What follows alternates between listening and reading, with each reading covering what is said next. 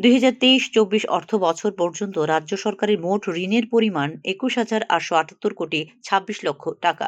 এই সময়ের মধ্যে গৃহীত ঋণের শোধ ও আসল সহ পরিশোধ করা হয়েছে ১৩,১০০ কোটি ৭৩ লক্ষ টাকা। বিদায়কালে অর্থাৎ ২০১৭-১৮ অর্থ বছরে ১২,৯০৩ কোটি টাকার বকেয়া ঋণের বোঝা রেখে যায় বিগত সরকার।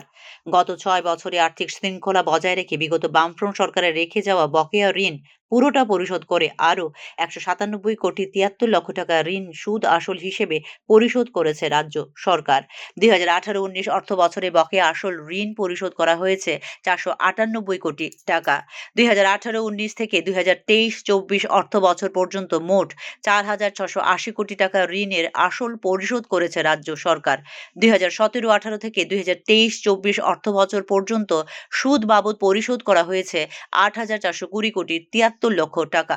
২০১৭ থেকে ২০২৩-২৪ অর্থ বছর পর্যন্ত সুদ ও আসল বাবদ মোট ১৩,১০০ কোটি ৭৩ লক্ষ টাকা পরিশোধ করেছে রাজ্য সরকার। ২০১৮ সালে রাজ্যে বিজেপি জোট সরকার প্রতিষ্ঠিত হওয়ার পর নতুনভাবে যে ঋণ নিয়েছে তার পরিমাণ ১১,১৩৯ কোটি টাকা। এর মধ্যে ২০১৮-১৯ অর্থ বছরে ঋণ নেওয়া হয়েছে ১,৭০৮ কোটি টাকা। ২০১৯-২০ অর্থ বছরে ৩,২৫৮ কোটি টাকা।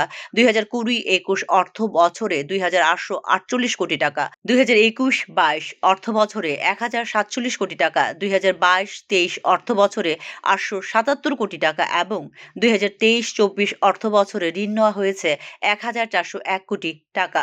তবে উল্লেখযোগ্যভাবে ২০২২-২৩ এবং ২০২৩-২৪ সালে খোলা বাজার থেকে কোনো প্রকার ঋণ নেয়নি রাজ্য সরকার, যে কারণে রাজ্য সরকারের অর্থ ব্যবস্থা নিয়ে প্রশংসা করেছে ষোড়শ অর্থ কমিশন। তবে রাজ্যে জিএসডিপির ৩৪% অর্থ ব্যয় করা হয় ঋণ পরিশোধের ক্ষেত্রে। বিষয়টি নিয়ে চিন্তা প্রকাশ করেছেন অর্থনৈতিক বিশেষজ্ঞ মহল। Bureau report, news now.